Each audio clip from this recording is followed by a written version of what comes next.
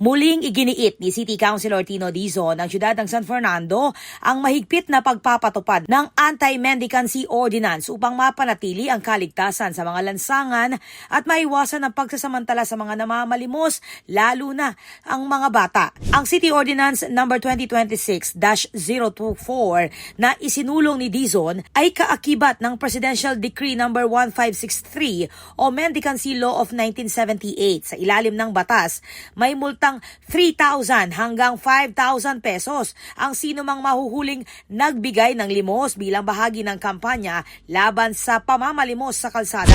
So there are penalties for the violators. Deta po mamalimos, ang po kareta pong mamie limus, karen kaya katamo pong mendicants. Ne? So ita pong king first offense na po is 3,000 pesos ya po. Yeah, so kailangan la pong bayaran ito or mag-community service ya pong 8 hours for 7 consecutive days na po community service. So ngayon po bisang mamayot. Makanitay po kanito ito. Aktibong ipinapatupad ng CSFP Anti-Mendicancy Task Force ang ordinansa sa pamamagitan ng paghuli sa mga lumalabag at pagbibigay ng kaukulang intervention at pangangalaga sa mga naapektuhan alinsunod sa batas.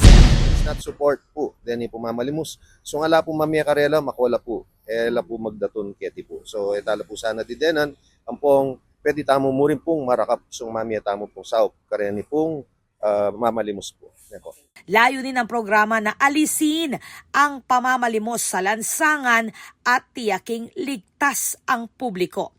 Nito lang nakaraang linggo, inaresto ng CSFP Task Force Anti-Mendicancy ang mga individual na sumira at sa pilitang nagtanggal ng mga poster ng pamahalaang panlungsod sa kahabaan ng Jasa o Jose Abad Santos Avenue. Ang mga poster ay paalala sa pagpapatupad ng Anti-Mendicancy Ordinance ng lungsod at sinadyang wasakin ng mga pulubi ayon sa otoridad.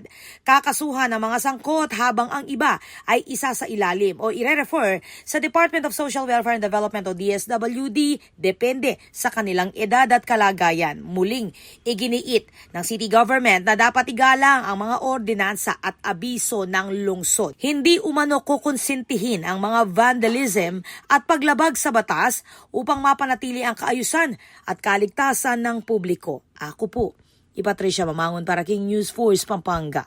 Balitang Tutuking Balen, susuyo.